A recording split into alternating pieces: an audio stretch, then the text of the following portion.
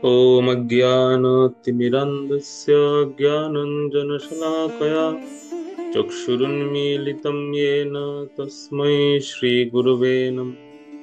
श्रीचैतन्यमनोभीष्टं स्थापितं येन भूतले स्वयं रूप कदा मह्यं ददाति सपदान्तिकम्।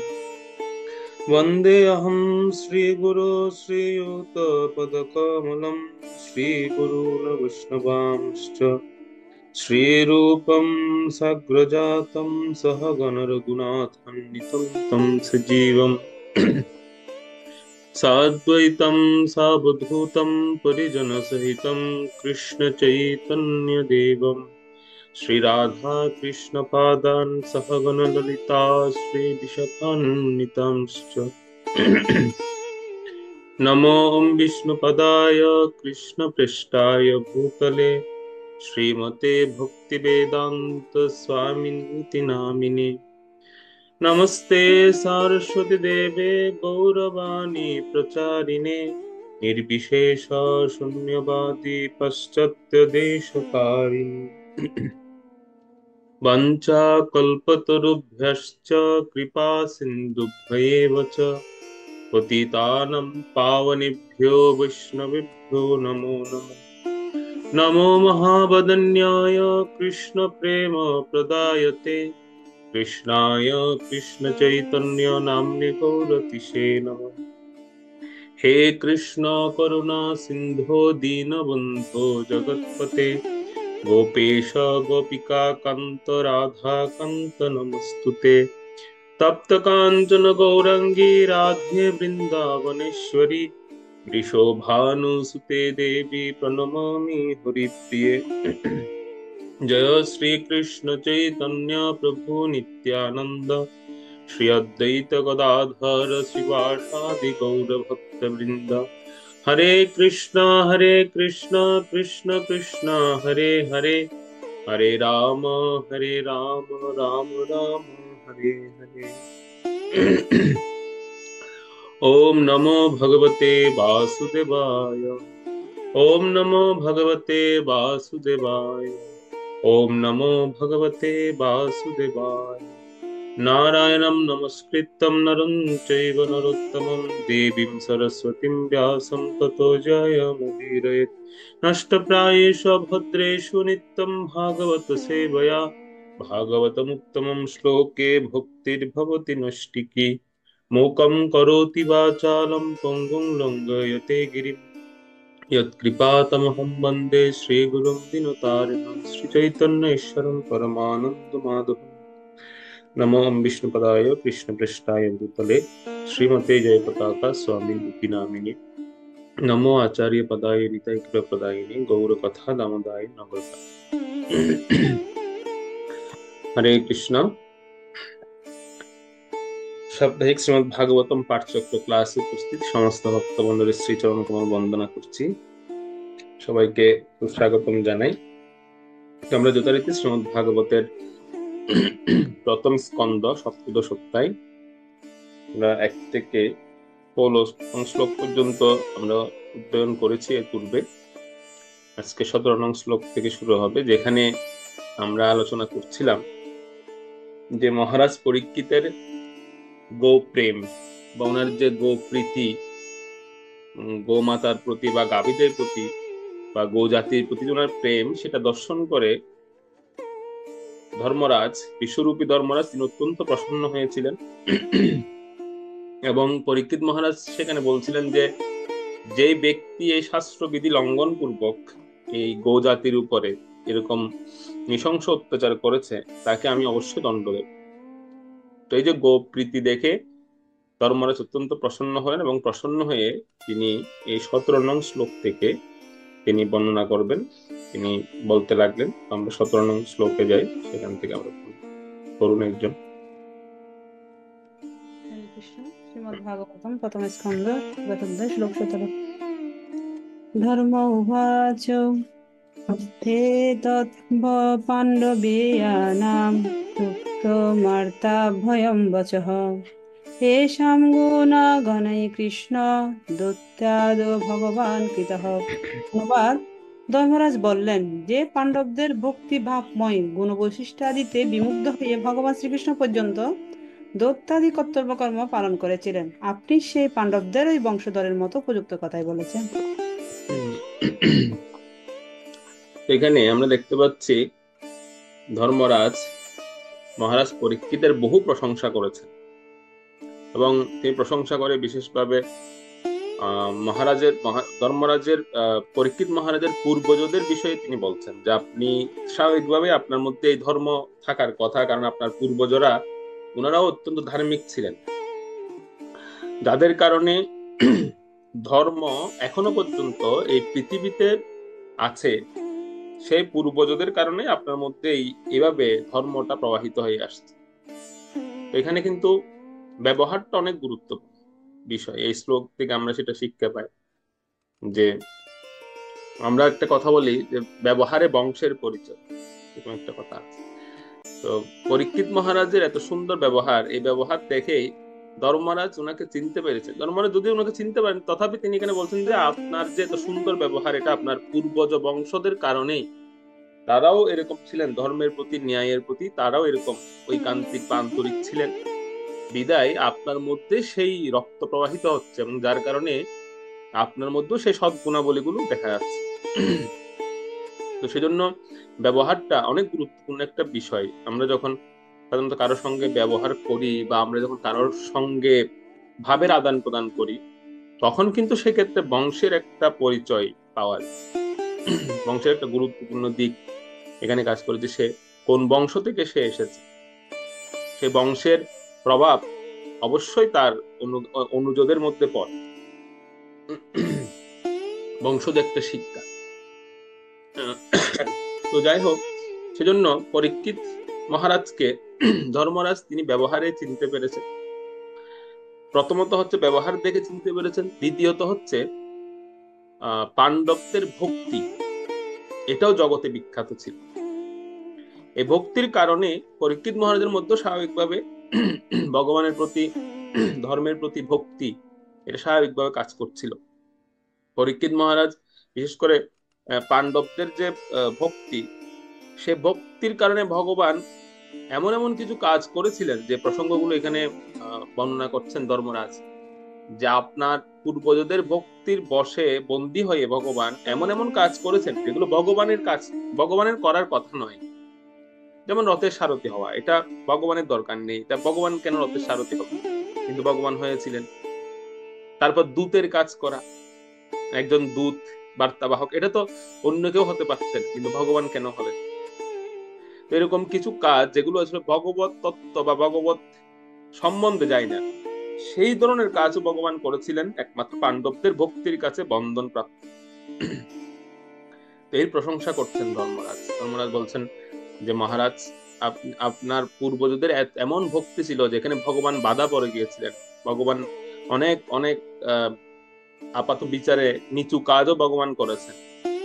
এটা দ্বিতীয় কারণ। তৃতীয়ত, পর দুঃখে দুঃখী হওয়া, এটা হচ্ছে একটি বৈষ্ণবোচিত গুণ। তো এই গুণটা দর্শন করে ধর্মরাজ তিনি অত্যন্ত আনন্দিত হয়েছিলেন। পরীক্ষিত মহারাজকে বলছিলেন যে একজন ধর্মাত্মার মধ্যে এই ধরনের গুণ থাকা প্রয়োজন, যে পর দুঃখে তিনি দুঃখী হবেন। একজন বৈষ্ণবের মধ্যে এই গুণটা থাকা প্রয়োজন। একটা ভালো, অর্থাৎ আমরা যে তিনটা গুণাবলী এখানে পরিলক্ষিত হচ্ছে পরীক্ষিত মহারাজের মধ্যে, ভালো ব্যবহার, ভক্তিভাব এবং পর দুঃখে দুঃখী, এই তিনটা গুণাবলী যদি কোনো ব্যক্তির মধ্যে থাকে, তাহলে উনিও ধর্মজ্ঞ এবং উনাকে ধর্মাত্মা বলা হয়, উনাকে ধর্মাত্মা বলে সম্বোধন করা হয়। যদি কারোর মধ্যে এই তিনটি গুণ, যদিও বর্তমানে এইসব দেখা যায় না, কিন্তু বলা হচ্ছে যদি তিনটা গুণ কারোর মধ্যে থাকে, পরিলক্ষিত হয়, তবে উনাকে ধর্মাত্মা বলা যায়, তিনি হচ্ছেন ধর্মাত্মা। এই জন্য পরবর্তী শ্লোকে ধর্মরাজ বৃষ ওনাকে আরো একটা সুন্দর উপাধি দেবেন। সেই উপাধিটা কি? সেই উপাধিটা হচ্ছে নরশ্রেষ্ঠ। অর্থাৎ পরীক্ষিত মহারাজকে ধর্মরাজ তিনি নরশ্রেষ্ঠ বলে সম্বোধন করবেন। নরশ্রেষ্ঠ বলে তিনি ওনাকে উল্লেখ করবেন পরের শ্লোকে। 18 নম্বর শ্লোকে আমরা যাই, 18 নম্বর শ্লোকটা পড়ুন, সেখানে তিনি এই কথা বলছেন।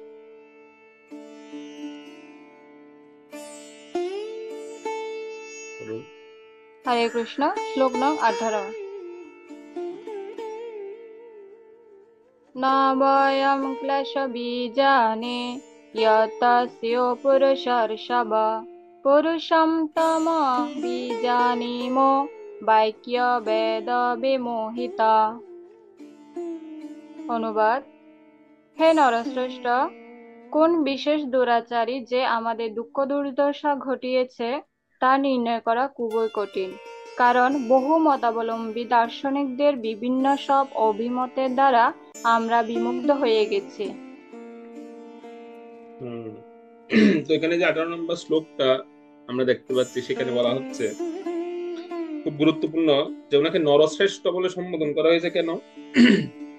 যেটা পূর্বে বলে আসলাম যে তিনটা গুণ একজন ব্যক্তির মধ্যে থাকে, তিনি ধর্মাত্মা হন। তো একজন ভক্তেরও বিশেষ গুণ হচ্ছে তিনি যদি দুঃখ পান, সেটার পেছনের যে কারণ, কেন তিনি দুঃখ পেয়েছেন, এই বিষয়টা বিচার করে দেখেন কেন পাচ্ছেন।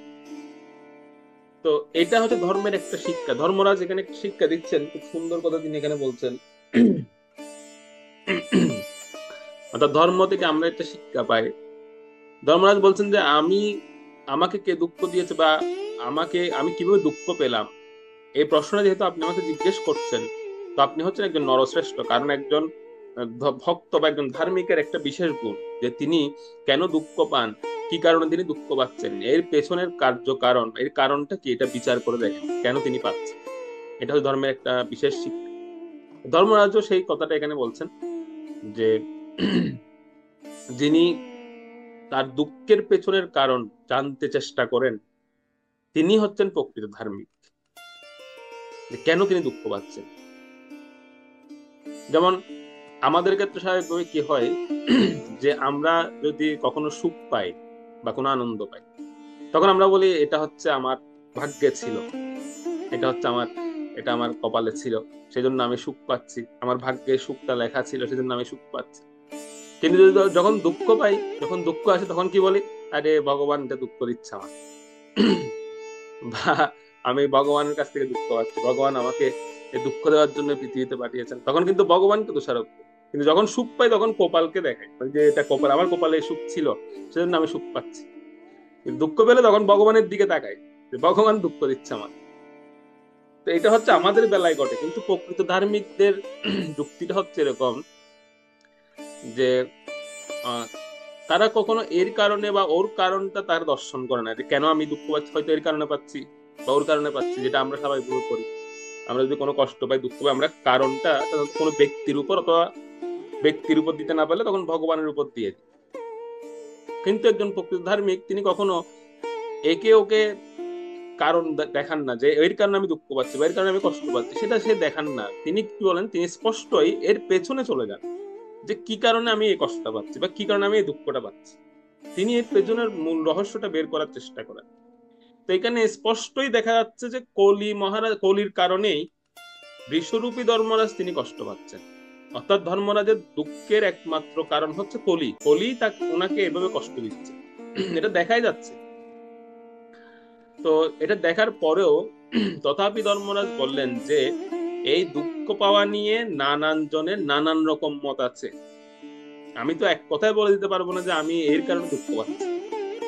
ধর্মরাজ বলছে যে আমি কখনো, যদিও এখানে স্পষ্ট দেখা যাচ্ছে যে কলির কারণে তিনি কষ্ট পাচ্ছেন, কলি ওনাকে আঘাত করছেন, কিন্তু তিনি সরাসরি কলিকে দোষারোপ না করে তিনি বলছিলেন এই জগতে আমরা যখন দুঃখ পাই, এই দুঃখের পেছনে নানান মুনির অর্থাৎ নানান দার্শনিকের নানান রকম মত আছে। একটাই কারণ নয় দুঃখের, অনেক রকম কারণ থাকতে পারে। সুতরাং আমি কেন দুঃখ পাচ্ছি সেটা আমি সরাসরি কিভাবে বলবো, এখন ক্লিয়ার কাট কিভাবে বলবো আপনাকে যে আমার দুঃখের জন্য কে দায়ী। এটা একটা গুরুত্বপূর্ণ বিষয়, কিন্তু তত্ত্বগত বিষয়, এটা আমাদের উপলব্ধি করা খুব গুরুত্বপূর্ণ। আমরা এই জিনিসটা উপলব্ধি করতে পারি না বলে আমরা কি করি, চট করে সাধারণত দুঃখ পাওয়ার পরে আমরা কাউকে দোষারোপ করে দিই, কারোর উদ্দেশ্যে আমরা বলি যে আমি এর কারণে কষ্ট পাচ্ছি, এর কারণে আমি দুঃখ পাচ্ছি। কিন্তু না, এটা দার্শনিকগত বিচার করতে হবে, বা দার্শনিকগত বিচার যদি আমরা করি তখন সাধারণত দেখা যাবে যে অনেকগুলো কারণ এর সঙ্গে যুক্ত আছে।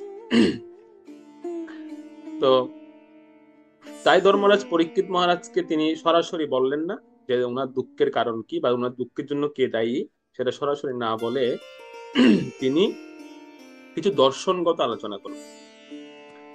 তিনি বিভিন্ন যে দার্শনিকদের বিভিন্ন মত, সেই মত নিয়ে তিনি আলোচনা করবেন। একেই বলে ধর্ম। এই হচ্ছে ধর্মের শিক্ষা। আমরা হলে তো সরাসরি বলে দিতাম, কিন্তু উনি বলছেন না, উনি না বলে উনি দর্শনগত আলোচনা করবেন।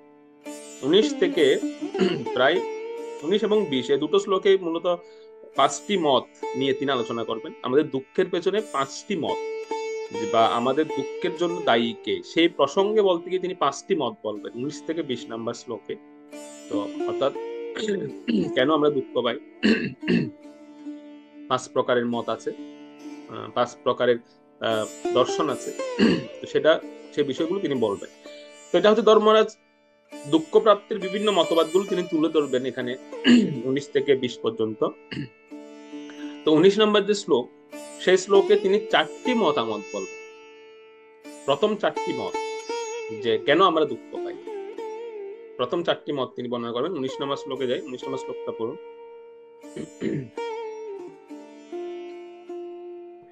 বই থেকে পড়ুন, আমার এখানে স্ক্রিনটা শেয়ার হচ্ছে না ঠিক মতো। হরে কৃষ্ণ।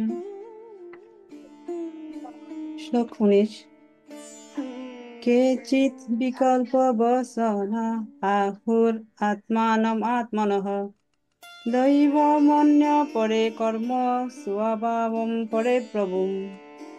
অনুবাদ: কিছু দার্শনিক যারা সব রকমের দ্বৈতভাব অস্বীকার করেন, তারা প্রচার করেন যে জীব নিজেই নিজের দুঃখের জন্য দায়ী।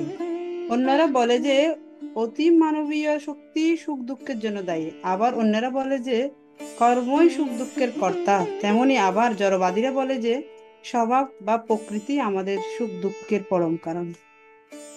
এখানে টোটাল 4টি মত ধর্মরাজ বললেন। অর্থাৎ আমাদের সুখ দুঃখ প্রাপ্তি নিয়ে আমরা যে বিভিন্ন মতামত শুনে থাকি, সেখান থেকে প্রধান 4টি মত এখানে ধর্মরাজ বললেন। প্রথম মতটা হচ্ছে কি, অদ্বৈতবাদীদের। অদ্বৈতবাদীরা কি বলেন, আমরা যখন সুখ দুঃখ পাই, অর্থাৎ যারা হচ্ছে নির্বিশেষবাদী বা যারা এক ভগবানকে এক এবং অদ্বিতীয় বলে জানেন, একেশ্বরবাদ যাকে বলে, অর্থাৎ অদ্বৈতবাদ, তারা কিভাবে দেখেন সুখ দুঃখ প্রাপ্তিকে? তাদের মত হচ্ছে আত্মানম। আত্মানম মানে হচ্ছে আত্মাই হচ্ছে সুখ দুঃখের মূল কারণ, অর্থাৎ আত্মাই হচ্ছে সুখ দুঃখের মূল হেতু, মানে আমি নিজেই হচ্ছে সুখ দুঃখের মূল হেতু। তারা বলেন যে আমি আমার নিজের কারণেই সুখ দুঃখ পাচ্ছি। তাদের মত হচ্ছে, বিশেষত এটা আমাদেরও মত। আমরা অনেক সময় বলি যে, মানে যারা একটু তাত্ত্বিক টাইপের দার্শনিক টাইপের দেখবেন, তারা এই কথাটা বলে যে আমার সুখ দুঃখের জন্য আমি নিজেই দায়ী, আমি কাউকে দায়ী করতে চাই। বাহ, বেশ ভালো কথা, আপনি একদম তাত্ত্বিক ভাবে বলছেন। তো এটা অ্যাকচুয়ালি এটা হচ্ছে অদ্বৈতবাদ। এটা অদ্বৈতবাদীরা এই কথাটা বলেন যে আমাদের সুখ দুঃখের জন্য আমরা নিজেরাই দায়ী, অন্য কাউকে দায়ী করতে চান। খুব ভালো কথা, কিন্তু এটা অদ্বৈতবাদ, এটা পরিপূর্ণ নয়। এটাকে খণ্ডন করলেন কারা? যারা দৈবজ্ঞ।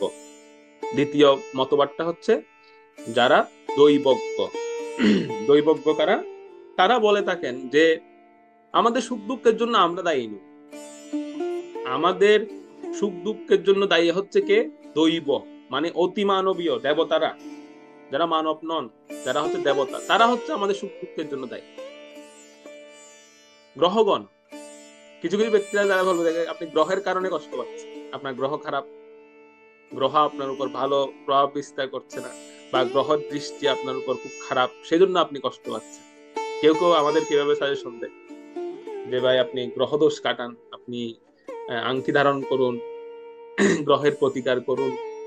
এরা হচ্ছে যারা দৈবজ্ঞ, তারা এই ধরনের মতবাদ দিয়ে থাকেন যে না, আমাদের সুখ দুঃখের জন্য আমরা দায়ী নয়, আমাদের সুখ দুঃখের জন্য দেবতারা দায়ী, মানে গ্রহরা দায়ী। তো গ্রহ শান্তি করুন, তাহলে আপনি সুখ পাবেন, আপনার দুঃখ চলে যাবে। এটা হচ্ছে দৈবজ্ঞ যারা, তাদের মত।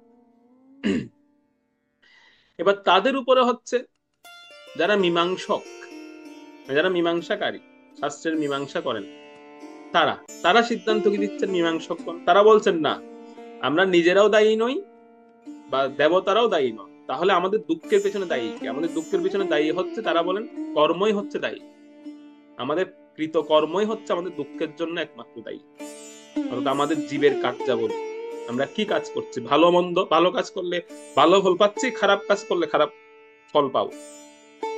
এটাই হচ্ছে, কর্মই হচ্ছে আমাদের সুখ দুঃখের হেতু। এটা হচ্ছে যারা মীমাংসক, মানে যারা শাস্ত্র যুক্তি নিয়ে সবসময় চর্চা করেন, শাস্ত্রের বিভিন্ন তত্ত্ব সিদ্ধান্ত নিয়ে তারা আলোচনা করেন, তাদের দৃষ্টিভঙ্গি হচ্ছে কর্মই হচ্ছে আমাদের সুখ দুঃখের জন্য দায়ী। আবার এটাও কিন্তু আমরা অনেক সময় এটাও আমরা স্বীকার করি। আমরা অনেকেই এই এই এই যে সিদ্ধান্তটা, আমরা অনেকে এই সিদ্ধান্তটাকে আমরা কিন্তু মানি। আমরা বলি হ্যাঁ আসলে আমরা খারাপ কাজ করেছিলাম, সেজন্য আমরা শাস্তি পাচ্ছি, সেজন্য আমরা কষ্ট পাচ্ছি। ভালো কাজ করেছিলাম, সেজন্য আমরা পুরস্কার পাচ্ছি। এটাও কিন্তু অনেক সময় আমরা মেনে নিই। কিন্তু এখানে শেষ নয়, এর উপরে আরো সিদ্ধান্ত আছে।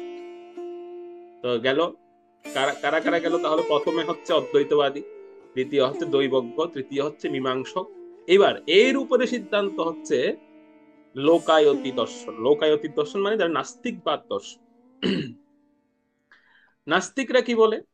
নাস্তিকরা হচ্ছে, তারা বলেন যে না, কর্ম দায়ী নয় আমাদের সুখ দুঃখের পেছনে। কর্ম কিভাবে মানুষ কর্ম করে, কোথার থেকে মানুষ ভালো মন্দ কাজ কোথার থেকে করে? তারা আরো এক ধাপ এগিয়ে, তারা বলছে কর্ম আমাদের সুখ দুঃখের জন্য দায়ী নয়, আমাদের সুখ দুঃখের জন্য দায়ী হচ্ছে স্বভাব, অর্থাৎ যে স্বভাবের বশবর্তী হয়ে আমরা কর্ম করি। যেমন কোনো ব্যক্তি খুব ভালো, তিনি ভালো ব্যক্তি, কিন্তু দেখা গেল হঠাৎ করে তার মধ্যে খারাপ স্বভাব প্রবেশ করলো, সঙ্গের ফলে হোক, যে কোনো ভাবে হোক, সে একটা খারাপ কাজ করে বসলো, তাহলে এর জন্য কি কর্ম দায়ী? না, ওরা বলবে এর জন্য স্বভাব দায়ী। স্বভাবেই মানুষটাকে খারাপ করে দিয়েছে। অনেক সময় আমরা দেখি না যে একজন ব্যক্তি স্বভাবের বশে বশীভূত হয়ে ভালো মানুষ খারাপ কাজ করছে, বা খারাপ ব্যক্তি স্বভাবের বশে বশীভূত হয়ে ভালো কাজ করছে। তো যারা নাস্তিকবাদী দর্শন, তারা বলেন যে স্বভাবই হচ্ছে দায়ী, কর্ম দায়ী নয়। স্বভাব কর্মকে পরিচালিত করে, স্বভাবের বশবর্তী হয়ে মানুষ ভালো মন্দ কাজ করে, তাহলে কর্ম কিভাবে দায়ী হয় সুখ দুঃখের জন্য? এখন চারটা দর্শন আপনাদের সামনে রাখলাম, কোনটা সঠিক যদি বলা হয় যে আমাদের সুখ দুঃখের জন্য আসলে দায়ী কে? কি আত্মানম নিজে, নাকি দেবতাগণ, নাকি কর্ম, নাকি স্বভাব? কোনটা দায়ী? এটা যদি প্রশ্ন আসে বা এটা যদি আমাদেরকে জিজ্ঞাসা করা হয়, তখন আমরাও কনফিউশন হয়ে যাব যে আসলে তো কে দায়ী আমাদের সুখ দুঃখের জন্য। কারণ সবগুলো কিন্তু আমরা মানি, সবগুলো কিন্তু আমরা স্বীকার করি। যেমন আমি যদি এখন একটা নিয়ে আপনাদের বিশ্লেষণ করি, ধরুন আমি কর্মটা নিয়ে বিশ্লেষণ করা শুরু করলাম, দেখা যাবে ক্লাস শেষে সবাই বলবেন হ্যাঁ হ্যাঁ প্রভু, কর্মই দায়ী সুখ দুঃখের জন্য। সবাই ওটা ধরে নেবেন। আবার যদি আমি স্বভাব নিয়ে আলোচনা করি, স্বভাব নিয়ে আমি আপনাদেরকে বোঝাই, তাহলে আপনারা লাস্টে গিয়ে আপনারা বলবেন হ্যাঁ হ্যাঁ স্বভাবেই তুমি দায়ী, আসলে আমাদের সুখ দুঃখের স্বভাবের বশবর্তী হয়ে আমরা খারাপ ভালো কাজ করছি। আবার যদি বলি না আমি নিজেই দায়ী সুখ দুঃখের জন্য, তখন বলবেন হ্যাঁ হ্যাঁ এটাও ঠিক, তাহলে সবগুলোই তো ঠিক, তাহলে বেঠিক কোনটা? এটা নিয়ে কিন্তু এটা আমাদের বিভ্রান্ত করে। মহাপ্রভু এইভাবে তিনি শাস্ত্র চর্চা করতেন ওনার পার্শ্বদের সাথে।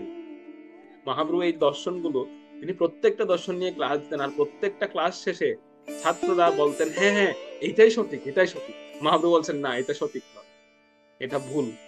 মহাপ্রভু আবার ভুল ব্যাখ্যা করতেন এগুলো, এটা যে ভুল সেটাও ব্যাখ্যা করে দিতেন।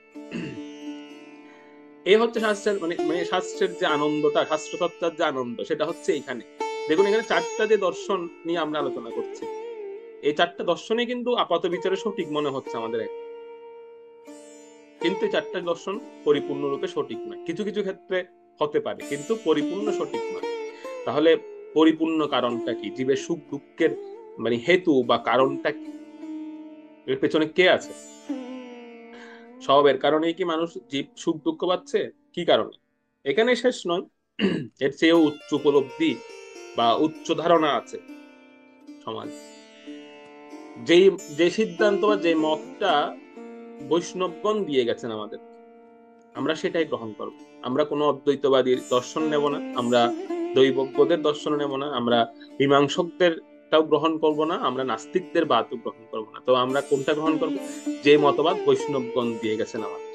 তো পঞ্চম যে সিদ্ধান্ত, পঞ্চম যে মত, সেটি হচ্ছে বৈষ্ণবরা দিয়ে গেছে, যে আমাদের সুখ দুঃখের জন্য আসলে প্রকৃত এর পেছনে প্রকৃত কে আছেন, আমাদের সুখ দুঃখের পেছনে এটা কিসের কারণে হচ্ছে, আমরা কেন সুখ দুঃখ পাচ্ছি। তো সেটা 20 নম্বর শ্লোকে বর্ণনা করা হচ্ছে। 20 নম্বর শ্লোকটা পড়ুন।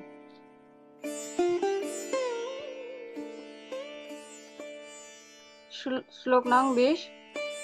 अप्रतरिक्यादनिर्देश्य दीतिकेष्वपि निश्चयः अत्र नरपं राजर्षे বিমৃশস্ব মনীষয়া। অনুবাদ: কিছু মনীষী আছেন যারা বিশ্বাস করেন যে যুক্তি বিচারের সাহায্যে দুঃখ সুখের কারণ নির্ণয় করতে কেউ পারে না, বা কল্পনার সাহায্যেও তা জানতে পারে না, অথবা ভাষায় প্রকাশ করতেও পারে না। হে রাজর্ষি, আপনার নিজের মনীষার সাহায্যে এই সকল বিষয়ে চিন্তা করে আপনি নিজেই বিচার করুন। এখানে খুব সুন্দর কথা বললেন ধর্মরাজ। তিনি বললেন যে মহারাজ, আমি পূর্বে যে 4টি তত্ত্ব নিয়ে আপনাকে বললাম, আসলে এই 4টি তত্ত্ব বা শাস্ত্র যুক্তি বিচার করে কখনো সুখ দুঃখের পেছনে মূল হোতা কে বা মূল কারণ কি সেটা কখনোই বের করা সম্ভব না। কখনো আপনার মনে হতে পারে কর্মই দায়ী, কখনো মনে হতে পারে সব দায়ী, কখনো মনে হতে নিজেই দায়ী, এভাবে বিভিন্ন সময় বিভিন্ন বিষয়কে আপনাকে দায়ী বলে মনে হতে পারে। কিন্তু আসলে আপনি তো বৈষ্ণব, আপনি বিচার করে দেখুন যে আমাদের সুখ দুঃখের পেছনে মূল হোতাকে, মূল কারণ। এভাবে ওনার উপর ছেড়ে দিয়েছেন। যেহেতু পরীক্ষিত মহারাজ ছিলেন একজন বৈষ্ণব, তো পরীক্ষিত মহারাজকে বিচার করার ভার দিয়েছেন। তো এখানে আমাদের গোস্বামীরা টিকায় লিখছেন তো পরীক্ষিত মহারাজ তখন বিচার করলেন। আসলেই তো যে 4টি মত আমরা শুনলাম বা দেখলাম, আসলে 4টি মত নাও হতে পারে সুখ দুঃখের জন্য, এক এক সময় এক একটাকে মনে হতে পারে, কিন্তু আসলে এইটা কোনোটাই বিচার্য নয়। আলটিমেটলি আমাদের সুখ দুঃখের জন্য বা আমাদের সুখ দুঃখের পেছনে মূল যে কারণ, জীবের সুখ দুঃখের প্রকৃত কারণ বৈষ্ণব মতে, সেটি হচ্ছে কি ভগবানের অনুমোদন। ভগবানের অনুমোদনেই কিন্তু আমরা সুখ দুঃখ পাই। এটা আপনাদের কাছে আশ্চর্য মনে হচ্ছে না? তাহলে আমাদেরকে কি ভগবান ইচ্ছে করে কষ্ট দেয়? আমাদেরকে ভগবান ইচ্ছে করে দুঃখ দেয়? হ্যাঁ, ভগবানের অনুমোদনই হচ্ছে আমাদের সুখ দুঃখের মূল কারণ। এটা হচ্ছে বৈষ্ণব সিদ্ধান্ত, বৈষ্ণব মত। তব ইচ্ছা মতে যত গ্রহগণ অবিরত শুভাশুভ ফল করে দান, ভক্তিবিনোদ ঠাকুর বলছেন যে হে প্রভু, আপনার ইচ্ছাতেই এই গ্রহগণ আমাদেরকে সুখ দুঃখ শুভ অশুভ ফলগুলো দিয়ে থাকে। তো এটা তো আলটিমেটলি ইচ্ছা তো ভগবানের। তাহলে বৈষ্ণব মত হচ্ছে কি আমরা কেন সুখ দুঃখ পাচ্ছি, এর পেছনে মূল কারিগর হচ্ছেন ভগবান, মূল কারণই হচ্ছেন তিনি। তো এই কথাটা যখন বলা হয়েছে তখন সমস্ত শাস্ত্রকাররা ঝাঁপিয়ে পড়েছে। তারা বলছেন কি ভগবান আমাদের সুখ দুঃখের পিছনে মূল কারণ কিভাবে হতে পারে? তো এখানে খুব সুন্দর বলা হচ্ছে যে শ্রীমদ্ ভগবত গীতায়ও ভগবান সেখানে এই কথাটা বলেছেন, সুখম দুঃখম ভব ভাব ভয়ং চা ভয়মেব চ। যে আমার কাছ থেকে জীবগণ সুখ দুঃখ আমার কাছ থেকে পেয়ে থাকে, ভগবান ভগবত গীতায় বলছে। আমি হচ্ছি এই সব কিছুর বিধান করতে, ভগবান বলছে। অনেকে বলতে পারেন যে এই জগতে তো সাক্ষাৎ অনেক বিপদ আমরা দেখি, সাক্ষাৎ অনেক বিপদ থাকতে এত জল্পনা কল্পনা করার প্রয়োজন কি? যে কর্ম, দৈব, স্বভাব বা ভগবান, এত কিছু কল্পনা, এগুলো তো অনেকটা জল্পনা কল্পনার মতোই মনে হচ্ছে। এই বিচারগুলো যখন আমরা করতে যাবো তখন মনে হবে যে জল্পনা কল্পনা করছি, একে দায়ী করছি, ওকে দায়ী করছি, এত কিছু দেখার দরকার কি? আমরা তো এই জগতে সাক্ষাৎ অনেক বিপদ আমরা দেখতে পাই। যেমন ধরুন আগুন, বাসায় আগুন ধরে গেল, এটা একটা বিপদ, এটা একটা দুঃখ। এটা তো আমরা সাক্ষাৎ দেখতে পাচ্ছি আগুনটা কেন ধরেছে, কি কোথা থেকে ধরেছে, হয়তো আমাদের অসাবধানতার কারণে আগুনটা ধরেছে। এটা তো সামনাসামনি বিপদ। তারপর যেমন ধরুন আপনি রাস্তা দিয়ে হাঁটছেন, সাপ আপনাকে সাপে ছোবল দিল বা সাপ আপনাকে কাট, তখন এটা তো সাক্ষাৎ বিপদ, আমরা নিজের চোখে দেখতে পাচ্ছি। এত চিন্তা ভাবনা করার দরকার কি? এর পেছনে আবার কারণ খুঁজতে যাবো কেন? এর পেছনে আবার এত এত কিছু খোঁজার দরকার কি? এত জল্পনা কল্পনা করার দরকার কি? আমার সামনে সামনে তো দেখতে পাচ্ছি। তারপর ধরুন কোনো দস্যু বা কোনো আততায়ী আপনাকে আক্রমণ করলো, তো এগুলো তো আমরা সরাসরি দেখতে পাচ্ছি যে বিপদটা আমার সামনে আসছে বা সামনে আছে। বা ধরুন কোনো বাঘ বা কোনো হিংস্র জন্তু আপনাকে আক্রমণ করলো, তো এত সরাসরি দুঃখ পাচ্ছি, আমরা দেখতে পাচ্ছি, মাঝখানে ভগবানকে কেন দোষারোপ করবো যে এর পেছনে ভগবান দায়ী, এর পেছনে ভগবানের হাত আছে? এভাবেও কিন্তু প্রশ্ন আসতে পারে। আমি দেখতে পাচ্ছি একটা কুকুর আমাকে দৌড়াচ্ছে কামড়ানোর জন্য, তো আমি এর জন্য ভগবানকে দায়ী করবো কেন? আমি বলবো যে ভগবানের কারণে আমি এরকম কষ্ট পাচ্ছি, এটা বলবো। না, বিষয়টা হচ্ছে আমরা যা চোখে দেখতে পাচ্ছি, যে সম্যক ঘটনা বা যে যে সাপ, বাঘ, হিংস্র জন্তু, বা এই যে আগুন বা দস্যু ডাকাত, যে ধরনের বিষয়গুলো যেগুলো প্রত্যক্ষ দুঃখ, প্রত্যক্ষ যে আমাদের দুর্দশা বিপদ, এগুলো আমরা যাগুলো দেখতে পাচ্ছি, আসলে এটা প্রকৃত দর্শন নয়। এর পেছনে কিন্তু ভগবানের এই কারণ আছে, ভগবানের ইশারা আছে। কারণ এই যে বস্তুগুলোর নাম বললাম, আগুন, বাঘ বা দস্যু ডাকাত, বা যেরকম বিপদগুলো আমরা প্রত্যক্ষ দেখতে পাচ্ছি, সাপ, এইগুলো কিন্তু, এই বস্তুগুলো স্বাধীন নয়। এদের ভেতরও পরমাত্মা রূপী ভগবান আছে, প্রত্যেকের ভেতরে ভগবান আছে পরমাত্মা রূপী। এরা কেউ স্বাধীন নয়। তো যেহেতু এরা স্বাধীন নয়, তাদের নিয়ন্ত্রণ যেহেতু ভগবান, সেজন্য ভগবানের অনুমোদনে তারা কিন্তু এই ধরনের কার্যগুলো করছেন বা এই ধরনের বিপদগুলো দিচ্ছেন আমাদের। যেমন অনেক সময় দেখতে পাবেন অনেকে হামলা করতে চেয়েছে কারো উপরে, বা কাউকে অ্যাটাক করতে চেয়েছে, কিন্তু ব্যর্থ হয়ে গেছে, পারেনি। এরকম অনেক ঘটনা আছে। মানে কাউকে মারার জন্য এসেছে, কিন্তু তাকে মারতে পারে। তাহলে তার হাতে তো অস্ত্র ছিল, সবকিছু ছিল, সমস্ত পরিকল্পনা ছিল, কিভাবে তাকে মারবে সবকিছু ছিল, কিন্তু মারতে পারলো না কেন? কার অনুমোদন ছিল না সেখানে? কার ইশারা ছিল না সেখানে? এই হচ্ছে প্রকৃত কারণ। সেজন্য বৈষ্ণবগণের মতে আমাদের যাবতীয় সুখ দুঃখ যা কিছুই আমরা পাচ্ছি এই জগতে, এগুলোর পেছনে মূল যে অনুমোদনকারী, তিনি হচ্ছেন ভগবান। যদিও পরবর্তীতে গিয়ে আমরা একটা সিদ্ধান্ত পাবো, এখানে এই আজকের শ্লোকগুলোতে খুব সুন্দর সিদ্ধান্ত পাবো সেখানে। কিন্তু আলটিমেটলি বৈষ্ণবরা মনে করেন যে তাদের সুখ দুঃখের পেছনে প্রকৃত অনুমোদনকারী হচ্ছেন ভগবান। সেজন্য ওনারা অন্য কাউকে আর দোষারোপ করেন না যে হ্যাঁ ভগবানের অনুমোদন ছিল, ভগবানের ইচ্ছা ছিল যে হয়তো আমার এরকম হবে, সেজন্য হয়েছে। তাদের তাদের উপলব্ধিটা হচ্ছে এরকম, বৈষ্ণবদের উপলব্ধি হচ্ছে এরকম। ওনারা এর পেছনে কর্ম, স্বভাব বা দৈব কাউকে দায়ী করেন। সরাসরি ওনারা বলেন যে ভগবানেরই অনুমোদন ছিল এর পেছনে, যেরকম কুন্তী মহারানী করেছে। কুন্তী মহারানীর জীবনে যখনই দুঃখ নেমে আসছে, উনি বলতেন যে এটা ভগবানের ইচ্ছাতে হচ্ছে, ভগবানের অনুমোদনে হচ্ছে। তিনি মেনে নিতেন সেভাবে সেটা, তিনি এটার জন্য কাউকে দোষারোপ করতেন। তো এটাই হচ্ছে প্রকৃত কারণ। তবে এখানে আরেকটা প্রশ্ন এসে যায় যখন আমরা এই প্রসঙ্গটা বলি, তখন হচ্ছে যে ভগবান যদি ভালো কাজের জন্য তিনি পুরস্কার, বা মন্দ কাজের জন্য তিনি আমাদের দণ্ড দিয়েই থাকেন, তিনি যদি দণ্ডই দেন, তিনি যদি এই এই সুখ দুঃখের পেছনের মূল কারিগর বা মূল হোতা যদি তিনি হন, তাহলে উনার সঙ্গে এই জড়জগতের বিচারকদের সঙ্গে আর কি পার্থক্য? আমাদের মানুষদের সঙ্গে আর কি পার্থক্য? আমাদের বিচারক বা আমাদের মানুষ যারা বিচার করেন সমাজে, আমরা যারা মানুষরা আছি, আমাদেরও দৃষ্টিকোণ তো এরকম। কেউ ভালো কাজ করেছে তাকে পুরস্কার দাও, কেউ খারাপ কাজ করেছে তাকে দণ্ড দাও। তাহলে ভগবানের সঙ্গে আমাদের পার্থক্য কোথায়? ভগবানও তো আমাদের মতোই কাজ করে, মানুষের মতোই কাজ করেন। ভালো করলে ভালো পুরস্কার, খারাপ করলে দণ্ড। না, শ্রীল শ্রীধর স্বামীপাদ তিনি এই শ্লোকের টিকাতে তিনি লিখছেন যে ভগবানের পক্ষপাত আর আমাদের পক্ষপাতের মধ্যে অনেক পার্থক্য আছে। ভগবানের পক্ষপাত ক্ষুদ্র বুদ্ধিতে আমরা বিচার করতে পারবো, যেটা ধর্মরাজ এই শ্লোকে বলছে। ভগবানের যে পক্ষপাত, এটা আমরা ক্ষুদ্র বুদ্ধিতে বিচার করতে পারবো। ভগবান কাউকে যদি দণ্ড দেন, তার পেছনে একটা মূল অনেক বড় কারণ থাকে, তার পেছনে একটা বিশাল কারণ থাকে। কেউ আপাত বিচারে দেখা যাচ্ছে কোনো ভক্ত কষ্ট পাচ্ছেন, আমরা আপাত বিচারে দেখে খুব মনে কষ্ট পাই যে এই ভক্তরা এত কষ্ট পাচ্ছেন কেন, কিন্তু এর পেছনে ভগবানের বিশাল কোনো পরিকল্পনা আছে, নিহিত আছে। তো তিনি একটা সুন্দর যুক্তি দিয়েছেন। তিনি সেখানে বলছেন যে ভগবান সম্পূর্ণ ন্যায্যভাবেই করেন। ভগবান যে বিচার কার্যপ্রণালী, ভগবানের যে বিচার প্রণালী, এটা খুব ন্যায্যভাবেই তিনি করেন। এটা পক্ষপাত দুষ্ট নয়। কিরকম?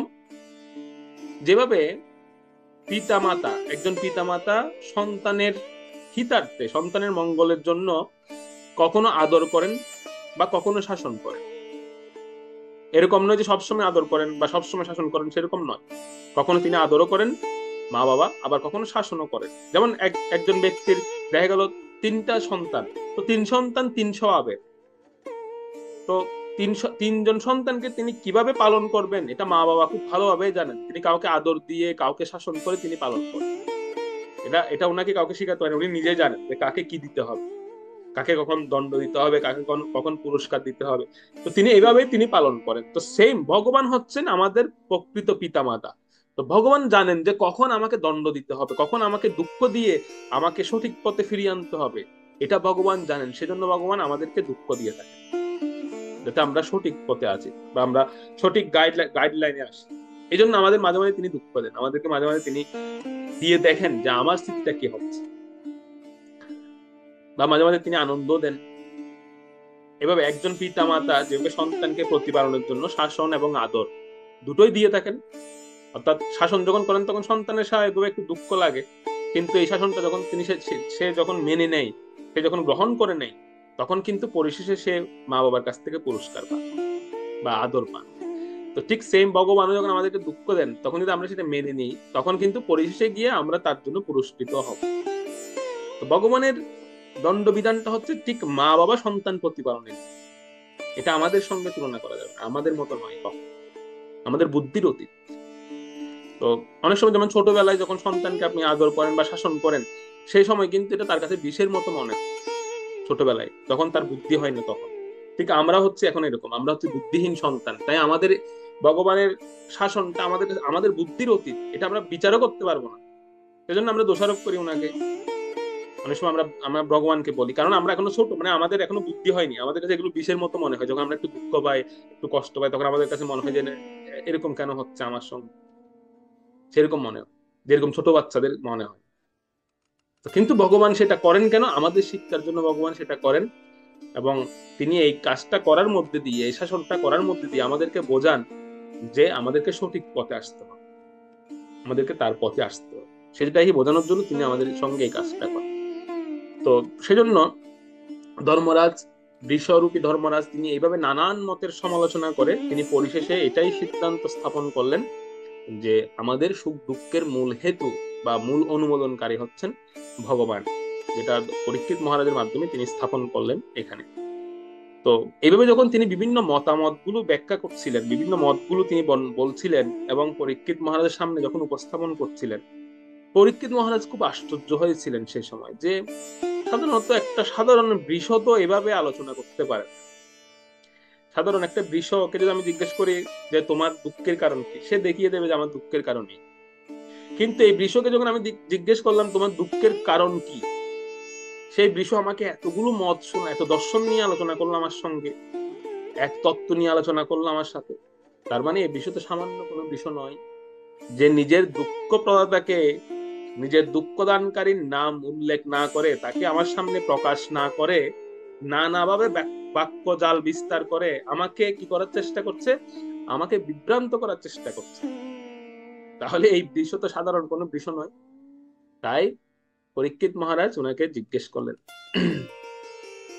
পরীক্ষিত মহারাজ ওনার উদ্দেশ্যে প্রশ্ন করলেন, যে কথাটা ছিল সুত গোস্বামীপাদ বর্ণনা করছেন 21 নম্বর শ্লোকে। 21 নম্বর শ্লোকটা পড়ুন, সেখানে সুত গোস্বামীপাদ বলছে। শ্লোক 21। সুত উবাচ एवं धर्मे प्रबोधति स सम्राज्द्विज सत्तमा समाहितेन मनसा विखेद পরয়চষ্টতম। অনুবাদ: সুত গোস্বামী বললেন, হে দ্বিজ শ্রেষ্ঠ, এভাবে মহারাজ পরীক্ষিত ধর্মরাজের কথা শ্রবণ করে সম্পূর্ণ সন্তুষ্ট হলেন এবং নির্ভুল ও বিগত মোহ হয়ে তিনি তার উত্তর দিলেন। তো পরীক্ষিত মহারাজ তিনি মনে মনে বিচার করলেন এবং চিন্তা করলেন যে সাক্ষাৎ ধর্ম না হলে কেউ এইভাবে চিন্তা করতে পারে না, কখনোই চিন্তা করতে পারবে না যদি কেউ সাক্ষাৎ ধর্ম না বা এভাবে বিচার করতে পারে না। এত তত্ত্বজ্ঞ বা এত তত্ত্ব নিয়ে কথা, এটা যদি তিনি ধর্মই না হন, তিনি সাক্ষাৎ ধর্ম না। আমার পরীক্ষিত মহারাজ বলছেন যে আমার হচ্ছে সত্যিকার অর্থে আমার মনে হচ্ছে যে ইনি হচ্ছেন সাক্ষাৎ ধর্মরাজ, না হলে তিনি এত তত্ত্ব বিষয়ে বলতে পারতেন না। তিনি সাক্ষাৎ ধর্মরাজ, তিনি নিশ্চয়ই কোনো দেবতা। তো এবং সবচেয়ে বেশি পরীক্ষিত মহারাজকে যে বিষয়টা আকৃষ্ট করেছিল সেটা হচ্ছে যে এই অবস্থায় যে একটা বৃষ তার 3টা পা হারিয়ে ফেলেছে, সেই অবস্থায় এই বৃষটি এক পায়ের উপর দাঁড়িয়ে এভাবে তত্ত্বকথা বলছেন, দার্শনিকের মতো মত প্রকাশ করছেন, তো সেটা তো সাধারণ কেউ না, সাধারণ কোনো বৃষ হতে পারে না। এটা এটা এটা মানুষদের ক্ষেত্রে, এটা যদি কোনো মানুষের ক্ষেত্রে ঘটে, তার ক্ষেত্রেও তো এটা স্বাভাবিক নয়। আমরা যখন কষ্টে থাকি, ধরুন আমি এখন অসুস্থ বা আমরা যদি অসুস্থ হই, তখন যদি কেউ গিয়ে বলে যে প্রভু আমাকে একটু ভগবানের কথা শোনান, তখন বলে দূর বা এখান থেকে যাও তাড়াতাড়ি, বিরক্ত করো না। তখন আমরা বলবো যে এখন আমি অসুস্থ আছি, আমাকে এখন তুমি ভগবানের কথা শোনাতে বলছো, নিজেই সুস্থ নাই। আমরা সাধারণত একটু অসুস্থ লাগলে বা আমরা যখন আমরা একটু অসুস্থ হই, তখন আমাদের কাছে এই তত্ত্ব কথা ভালো লাগে না। কিন্তু পরীক্ষিত মহারাজ চিন্তা করছিলেন এই বৃষটা, যার 3টা পায়ে হারিয়েছেন, যার 3টা পায়ে নেই, এত কষ্ট পাচ্ছেন, তথাপি তিনি এর এক পায়ের উপর দাঁড়িয়ে তিনি ধর্মতত্ত্ব কথা আমাদেরকে বলছেন, আমাকে বলছেন। তো নিশ্চয়ই এই দৃশ্য সাধারণ ধর্ম, এটা হচ্ছে সাক্ষাৎ ধর্ম, যিনি এই অবস্থা ধর্ম কথা বলছেন, নিজের মত প্রকাশ করছেন। তো সেই জন্য তিনি নিশ্চয় ধর্ম। বিশেষ করে আমাদের স্থিতিটা হয় কিরকম, যেমন অনেক সময় দেখা যায় যে এখানে একটা সিদ্ধান্ত আমরা পাই যে একজন ব্যক্তিকে চেনা যাবে আপদকালে। আপনি যদি কোনো ব্যক্তি সম্পর্কে একদম পূর্ণাঙ্গ ধারণা লাভ করতে চান, বা আমরা যদি কোনো ব্যক্তি সম্পর্কে পূর্ণাঙ্গ ধারণা লাভ করতে চাই, তাহলে তার আপদকাল বা তার বিপদকালটা দেখা উচিত, যে সে আপদকালে তার স্থিতিটা, তার আপদকালে তার স্থিতিটা কোন পর্যায়ে আছে। যেমন শিল প্রভুপাদকে আমরা দেখতে পাই, শিল প্রভুপাদ যখন একদম অন্তিম শয্যায় তিনি গিয়েছেন, তখনও তিনি ভগবানের কথা বলছেন, তখনও তিনি শ্রীমদ্ ভাগবতম ট্রান্সলেট করে যাচ্ছেন।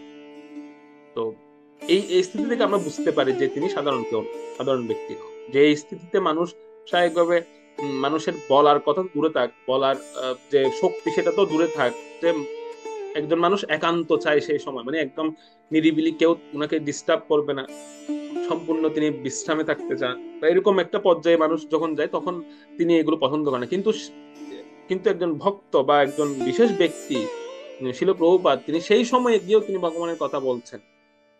যখন ওনার ওনার 2 চোখ বন্ধ হয়ে গেছে, উনি 2 চোখ খুলে দেখছেন না, ঠিক সেই সময় তিনি ভগবানের কথা বলছেন। তো একজন ব্যক্তিকে পূর্ণাঙ্গ রূপে চেনা যায় যখন তার আপদকাল, মানে শেষ সময়, বা আমরা বলি না দুঃখের সময়, বা একদম চরম মুহূর্ত যখন তার এসে উপস্থিত হয়, তখন তাকে চেনা যায় যে সে ব্যক্তিটা আসলে কে, সেই ব্যক্তিটা আসলে কি, মানে তার মধ্যে কি আছে। তো আপদকালেই বোঝা যায় যে কোনো ব্যক্তিকে, যা সর্বস্ব চলে যাওয়ার পরও তিনি ধর্মের কথা বলছেন, তত্ত্ব কথা বলছেন।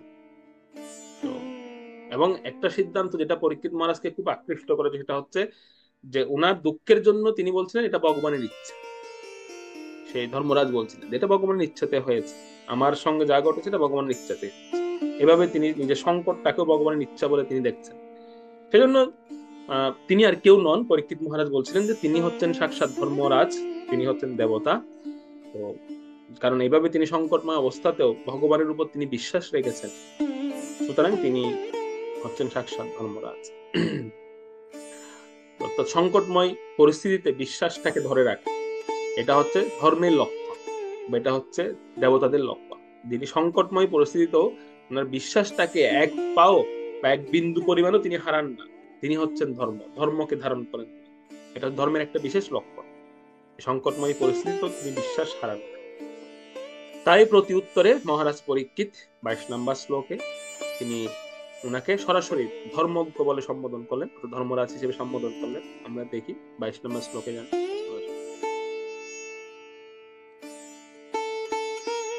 শ্লোক 22। রাজোবাচ ধর্মম ব্রবীষি ধর্মজ্ঞা ধর্মসি বৃষরূপদৃক্ যথা ধর্মকৃতস্থানম সোচ্চ কস্যাপি তদ্ভবেৎ।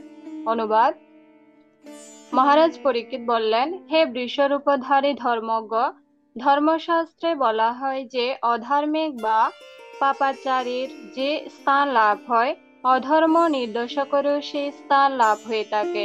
সেজন্য আপনার অনিষ্টকারীকে জেনেও আপনি তার পরিচয় দিচ্ছেন না, সুতরাং নিশ্চয় আপনি সাক্ষাৎ ধর্ম বৃষরূপ ধারণ করেছেন মাত্র। মহারাজ পরীক্ষিত এবার প্রকাশ্যে ঘোষণা করলেন যে হে বৃষ, আপনি আর কেউ নন, আপনি সামান্য বৃষ নন, আপনি হচ্ছেন সাক্ষাৎ ধর্ম। আপনি বৃষরূপে আমার সামনে এসেছেন এবং আমাকে ধর্ম তত্ত্ব উপদেশ দিচ্ছেন, আপনি হচ্ছেন সাক্ষাৎ ধর্মরাজ। এইভাবে তিনি সরাসরি ঘোষণা করলেন। সাধারণত আমরা এটা এই কারণেই তিনি বুঝতে পেরেছিলেন যে বিশেষ করে আমাদের স্থিতি তার বিচার করলে আমরা দেখতে পাই যে আমরা যেমন ধরুন আমরা যদি কোনো দুঃখ পাই বা আমরা যদি কোনো কষ্ট পাই, আঘাত পাই, তখন আমরা কোথার থেকে পেয়েছি সেটা না দেখে আমরা সরাসরি কার জন্য পেয়েছি সেটাই বলি আগে। যেমন ছোটবেলায় দেখবেন, ছোটবেলায় বিচার করলে এটা দেখে, ছোটবেলায় যখন কেউ এসে ধরুন কেউ এসে যদি মারতো, তো আমরা কোথায় আঘাত পেয়েছি ওটা দেখতাম, আমরা আগে সরাসরি আঙ্গুল দিয়ে দেখে এই আমাকে মেরেছে।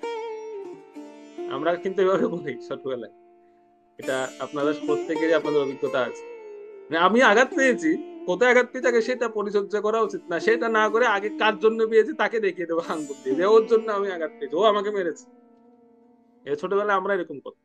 তো এটা হচ্ছে ধর্মরাজ, এই কথাটা ধর্মরাজকে চেনার এটা হচ্ছে উপায়, যে ধর্মরাজ কার জন্য আঘাত পেয়েছেন সেটা না দেখিয়ে তিনি কোথায় আঘাত পেয়েছেন, কি কারণে পেয়েছেন, সেই সেই বিষয়টা তিনি বের করে আনছেন। অর্থাৎ দুঃখ পাওয়ার পেছনে মূল কারণ কি, কারণটা বের করছেন। আমরা কিন্তু কারণ দেখি না, আমরা কার জন্য পেয়েছি তাকে দেখিয়ে দিই যেন সে শাস্তি পায়। আমাদের উদ্দেশ্য থাকে সেটা। এবং ছোটবেলায় দেখবেন ছোটদের যখন ঝগড়া হয় দুইজনের মধ্যে, তো যখন তারা মারামারি করে, তো এক পর্যায়ে যখন যে একদম ছোট যে মার খেয়ে সে যখন কান্না করে, তখন তার কান্না থামানোর জন্য বড়রা এসে কি করে, যে মেরেছে তাকে কি একটু অভিনয় করে মারে, যে এই দেখো আমি তোকে মারছি, তুই এখন কান্না করো না, এরকম করে দেখাতে হয়। তো যখন সে বাচ্চাটা দেখে যে হ্যাঁ ওকে মারছে, মানে ওকে মারা হচ্ছে, তখন সে খুশি, তখন তার সমস্ত আঘাত ব্যথা সব ভুলে যায়। এটা হচ্ছে আমাদের স্থিতিটা হচ্ছে যে আমরা হচ্ছে যার জন্য কষ্ট পেয়েছি তাকে যতক্ষণ কষ্ট দিতে পারবো না ততক্ষণ আমাদের শান্তি হবে। আমাদের বিষয়টা হচ্ছে। তো সেজন্য আহ এই বিষয়টা খুব গুরুত্বপূর্ণ একটা দিক, যে এখানে বিশ্বরূপী ধর্ম বা এখানে বিশ্বরূপী ধর্ম যে একটা বিশেষ শিক্ষা আমাদের দিচ্ছেন, যে তার কষ্টের কারণ তিনি বললেন না, পক্ষান্তরে তিনি ধর্ম উপদেশ দিলেন। তিনি মহারাজ পরীক্ষিতকে ধর্মের উপদেশ দিচ্ছেন, ধর্মের উপদেশ বলছিলেন, এবং তার কষ্টের কারণ তিনি না বলে ধর্মতত্ত্ব দিলেন। এই কথাটাও তিনি বললেন। আরেকটা শিক্ষা তিনি আমাদেরকে দিচ্ছেন এখানে, যে সাধারণত যে একটা একটা এটা হচ্ছে একটা নীতিশাস্ত্রে একটা প্রসঙ্গ আছে এরকম, যে কেউ যদি পাপ করে, মানে ধরুন কোনো পাপী ব্যক্তি সে পাপ করে, সেই পাপ করার কারণে যে নরকে যাবে, তার পাপের কথা যদি কেউ বলে বেড়ায় সমাজে, তাহলে ওই ব্যক্তিটাও একই নরকে যাবে। এটা আমরা বুঝতে পেরেছেন কিনা আমি বুঝতে পারছি না, কিন্তু এটা হচ্ছে নীতিশাস্ত্রের কথা। অর্থাৎ যে পাপ করেছে সে যে নরকে যাবে, তার পাপের কীর্তি যদি কেউ বলে বেড়ায় বা সমালোচনা করে বেড়ায়, সেও একই নরকে যাবে। নীতিশাস্ত্রে বলা হচ্ছে। এই কথাটা কে বলছেন? এই কথাটা বিশ্বরূপী ধর্ম বলছেন। বিশ্বরূপী ধর্ম বলছে আমাকে যে আঘাত করছে সে পাপ করেছে, এখন তার কথাটা যদি আমি বলে বেড়াই তাহলে তো আমিও একই নরকে। সেজন্য আমি আমার আমার আমাকে মারার পেছনে, আমাকে এরকম অবস্থা করার পেছনে কে দায়ী সেটা আমি বলবো। দেখুন, এই হচ্ছে ধর্ম। সেজন্য বলা হচ্ছে এই যে আমাদের ধর্মশাস্ত্রটা বা আমাদের দর্শনটা এত উন্নত কেন, এত বা উন্নত কেন? এখানে হচ্ছে যে একজন পাপী ব্যক্তি, একজন ক্রূর ব্যক্তি যে আঘাত করেছে, তার কথাটাও তিনি বর্ণনা করছেন। কারণ তিনি চিন্তা করছেন যে সে আমাকে আঘাত করতে, সে পাপ করেছে, তো আমি তার কীর্তিগুলো মানুষকে বলে বা বুঝিয়ে আমি কেন পাপ করবো? তার দণ্ড সে পাবে, সে পেয়ে যাবে। সেজন্য অর্থাৎ সমালোচনা করা, কোনো কোনো বিষয়ে সমালোচনা করার পূর্বে আমাদেরকে অনেকবার চিন্তা করতে হবে যে আমি যে সমালোচনা করছি এটা কিন্তু আমাকেও কিন্তু ঠিক একই সেম সমান সমান পাপের দিকে নিয়ে যাচ্ছে, কিন্তু সে যে পাপ করেছে তার দিকে নিয়ে যাচ্ছে।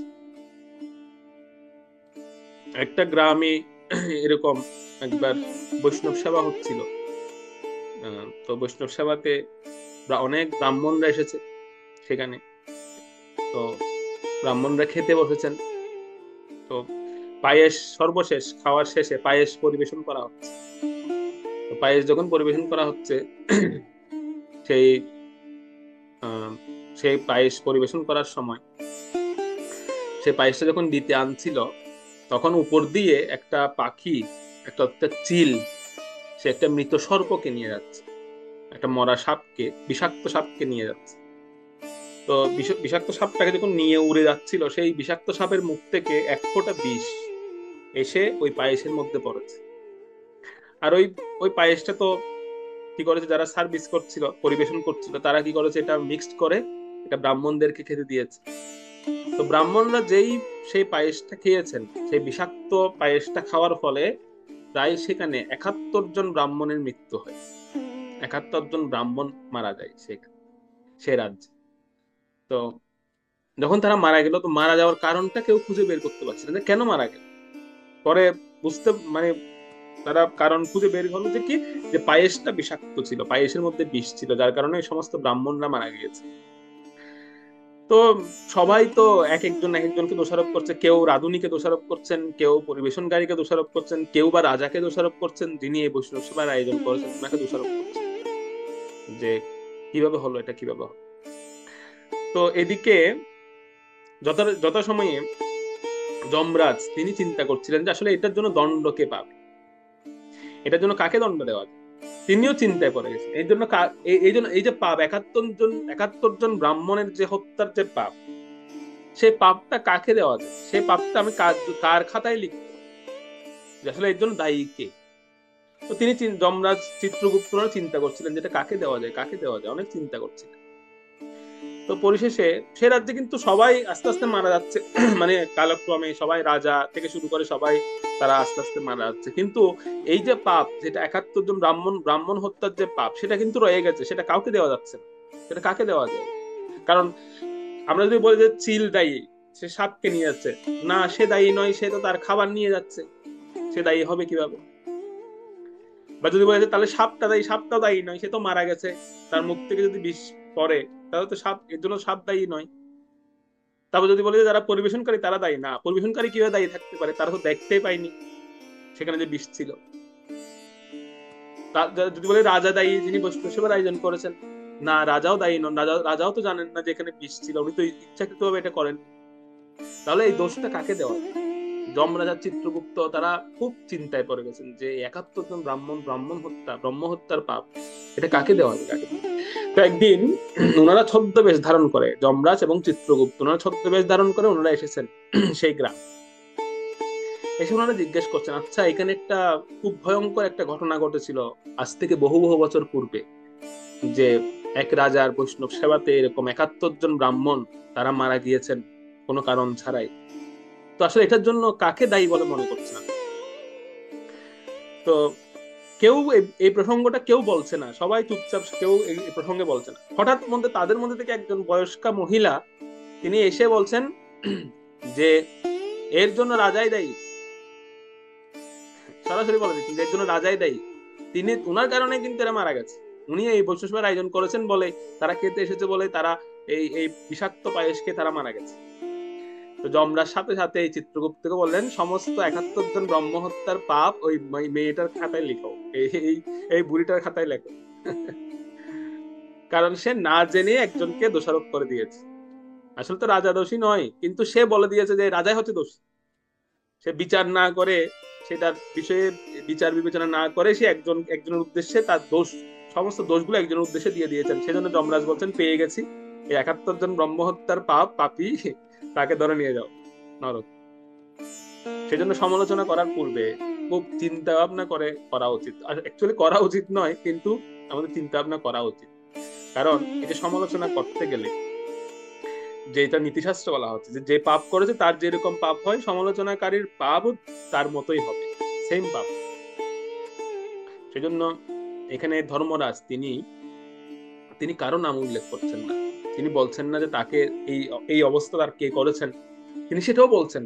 তিনি মনে করছেন এটা সমালোচনা, এটা সমালোচনা নয়, কিন্তু তারপরও তিনি বলছেন না ধর্মটা কত উন্নত বা কত মাহাত্মপূর্ণ, কত ত্যাগপূর্ণ। দেখুন ধর্মের শিক্ষাগুলো কিরকম, যে ওনাকে আঘাত করা হয়েছে, এটা প্রত্যক্ষ দেখা গেছে, এটা প্রত্যক্ষ দেখা যাচ্ছে যে কলি ওনাকে আঘাত করছে, কলি ওনাকে কষ্ট দিচ্ছে, কিন্তু তারপরও তিনি তার নাম উল্লেখ করছেন না, সমালোচনার ভয়ে শুধুমাত্র।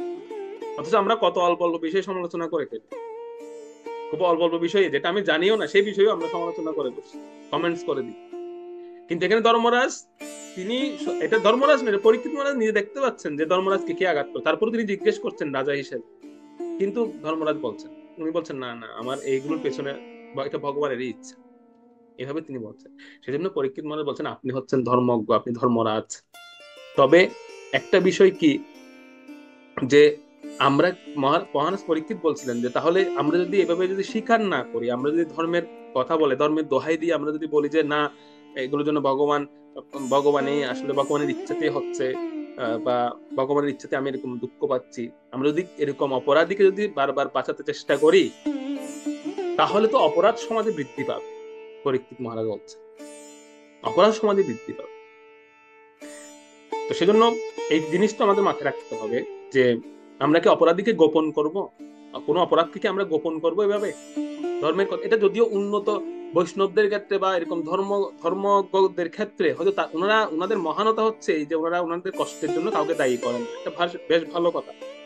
কিন্তু এখানে নীতি সিদ্ধান্তে বলা হচ্ছে, এখানে আমাদের গোস্বামীরা লিখছেন যে আমরা কখনো অপরাধকে গোপন করা উচিত নয়, অপরাধীকে গোপন করা উচিত নয়। তাহলে অপরাধ দিন দিন বাড়তে থাকে। যদি আমরা মনে করি যে সব কর্মের জন্য ভগবান দায়ী বা ভগবানের দ্বারা সংগঠিত হচ্ছে, তাহলে সেটি ভুল। ভগবান কিন্তু সব কর্মের জন্য ভগবান দায়ী নয়, এটা আমাদের দেখতে হবে। সরাসরি ভগবান দায়ী নয়, কারণ ভগবানের অনুমোদন আছে ঠিক, কিন্তু আমরা কোথায় বাস করছি সেটা আমাদের দেখতে হবে। আমরা কিন্তু এর মাঝখানে বাস করছি, মাঝখানে মানে ভগবানের মায়া শক্তির অধীনে আমরা বাস করছি। আমরা ভগবত আলোয় বাস করছি না কেউ, আমরা ভগবত ধামে কেউ নেই। ভগবত ধামে হলে সেখানে সরাসরি ভগবানের তত্ত্বাবধানে আমরা থাকতাম, ভগবানের অধীনে আমরা থাকতাম, ভগবানের মায়ার প্রভাবে আমরা সেখানে থাকতাম। কিন্তু আমরা এখন কিন্তু ভগবানের উল্টো অর্থাৎ জড়া প্রকৃতিতে আমরা বাস করছি, যেখানে ভগবানের বহিরঙ্গ শক্তি মায়া শক্তির দ্বারা আমরা পরিচালিত হচ্ছি। তো শ্রীধর স্বামী পা তিনি বর্ণন টিকায় লিখছেন এখানে যে আমরা আমাদের সুখ দুঃখের জন্য ভগবানকে সরাসরি দায়ী এভাবে বলতে পারবো যে ভগবান সরাসরি ভাবে আমাদের সুখ দুঃখের জন্য দায়ী না, মাঝখানে দৈবী মায়া, আমাদের সুখ দুঃখের জন্য দৈবী মায়াই হচ্ছে তাই। আমরা এই মায়ার প্রভাবে পড়ে। এখানে কিন্তু ধর্মরাজ তিনিও কিন্তু বিভ্রান্ত হয়েছেন, কারণ তিনিও কিন্তু এই জড়া প্রকৃতিতে বসে আছেন এখন বর্তমান। পরীক্ষিত মহারাজ তিনি সবাই বসে আছেন, সেজন্য তিনিও বিভ্রান্ত হয়েছেন মায়াদেবীর কারণে। সেজন্য তিনি মনে করছেন যে না অপরাধের নাম বলাটা ঠিক হবে না, বা সরাসরি ভগবানের ইচ্ছাতে আমি কষ্ট পাচ্ছি। এই যে কথাগুলো তিনি বলছেন এটা কিন্তু মায়ার প্রভাবে তিনি বলছেন, মায়াদেবী ওনাকে বলাচ্ছে। কারণ আমরা যখন বিভ্রান্ত হই এভাবে, এটা কিন্তু মায়াদেবীর ফলে হই, এমনি তো হয়। মাঝখানে কিন্তু মায়া শক্তি কাজ করে এর উপর। তো সেজন্য ভগবান সরাসরি আমাদের সুখ দুঃখের জন্য দায়ী নন, মায়াদেবী হচ্ছেন আমাদের সুখ দুঃখের জন্য দায়ী। মায়াদেবী আমাদের দণ্ড দেন যাতে আমরা সঠিক পথে আসি, ভগবানের পথে আসি, আমরা বুঝতে পারি জগতের বাস্তবতাটা বুঝতে পারি, এই জগৎটা কি মূলত কি জন্য আমাদের এখানে পাঠানো হয়েছে, সেই জিনিসটা যেন আমরা বুঝতে পারি। সেজন্য মায়াদেবী আমাদেরকে দুঃখ দেন, তিনি আমাদেরকে মাঝে মাঝে সুখ দেন, মাঝে মাঝে দুঃখ দেন। সুখ দিয়ে ভুলিয়ে রাখার চেষ্টা করেন, আর দুঃখ দেন বাস্তবতা দেখানোর জন্য দুঃখ দেন। তো মাঝখানে কিন্তু মায়াদেবী কাজ করেন এখানে। তো ভগবানের অনুমোদন থাকে এর পেছনে। ভগবান বলেন হ্যাঁ ঠিক আছে, তুমি কি করো, তুমি যেরকম আমরা ছাঁকনিতে ভালো করে চেলে নি কোন একটা বস্তুকে, তো দুর্গা দেবীকে ভগবান আদেশ দিয়েছেন যে তুমি তোমার ছাঁকনিতে এদেরকে চেলে নাও, যে টিকে থাকবে সে আমার কাছে আসতে পারে, আর যেটা যারা বিভ্রান্ত হয়ে নিচে পড়ে যাবে সে চলে গেছে, সে ঘুরতে থাকবে। তো সেজন্য মায়া শক্তি কিন্তু প্রকৃত দায়ী, তার দ্বারা সবকিছু সংগঠিত হচ্ছে। তো সেই কথাটা 23 নম্বর শ্লোকে আমরা যাই, 23 নম্বর শ্লোকটা পড়ুন, সেখানে বলা হচ্ছে। শ্লোক 23 অথবা দেব মায়া নূনং গতিরগোচরা তেতসবচষ্টাপি ভূতানামিতি নিশ্চয়ঃ। অনুবাদ: এইভাবে দৈবী মায়ার গতি নিশ্চয় জীবেদের মন এবং বাক্যের অগোচর, এতে কোনো সন্দেহ নেই।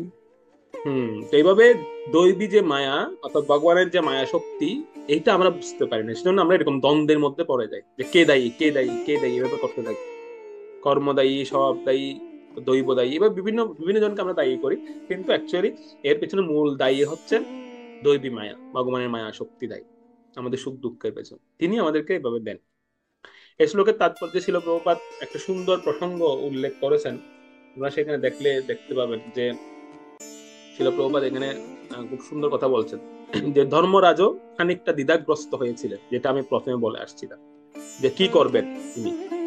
কারণ তিনি জানেন যে সবকিছু যা কিছু হচ্ছে ভগবানের ইচ্ছাতে হচ্ছে, এটা তিনি বুঝতে পারছিলেন। তাই তিনি এই জন্য কাউকে দোষারোপ করতে রাজি নন।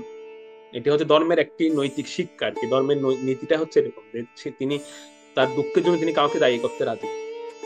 কিন্তু আসলে সাথে সাথে এটাও মনে রাখতে হবে আমাদেরকে যে যদি কেবল আমরা সবকিছুকে ভগবানের হস্তক্ষেপ বলে মনে করি, বলে চুপচাপ থাকি, তবে অপরাধটা দিন দিন আরো ভয়ঙ্কর আকার ধারণ করবে। এটা বাড়তে থাকবে, অপরাধ দিন দিন বাড়তে থাকবে। যেরকম যেটা সত্যযুগ থেকে হয়ে আসছে, আমরা দেখতে পাচ্ছি সত্যযুগ থেকে হয়ে আসছিল, তো এটা ডে বাই ডে বাড়তে আছে। তো ধর্মরাজ একটা দ্বিধাগ্রস্ত হয়েছেন যে তিনি আসলে কি করবেন। তিনি কি ওনাকে বলা উচিত নাকি অনুচিত, বা বলাটা ঠিক হবে নাকি বলাটা ঠিক হবে, বলাটা কি সমালোচনা হয়ে যাবে কিনা। তিনি একটা দ্বিধাগ্রস্তের মধ্যে পড়েছেন। সেই জন্য ওনার দ্বিধাটা কাটানোর জন্য পরীক্ষিত মহারাজ ওনাকে একটু স্মরণ করিয়ে দিলেন। ওনাকে কি স্মরণ করিয়ে দিচ্ছেন, আমরা যাই 24 নম্বর শ্লোকে। 24 নম্বর শ্লোকটা পড়ুন। শ্লোক 24। তপঃ শৌচম দয়া শৈত্য মিতি পাদকৃতে কৃতা অধর্মং শাস্ত্রዮ ভগ্না স্ময়া সঙ্গমদস্তব। অনুবাদ: সত্যযুগে তপস্যা, শৌচ, দয়া ও সত্যরূপ তোমার 4টি পা প্রতিষ্ঠিত ছিল, কিন্তু এখন আমি দেখছি যে অহংকার, স্ত্রীসঙ্গ এবং নেশাজনিত মত্ততা রূপে বর্ধমান অধর্মের প্রভাবে তোমার 3টি পা ভগ্ন হয়েছে।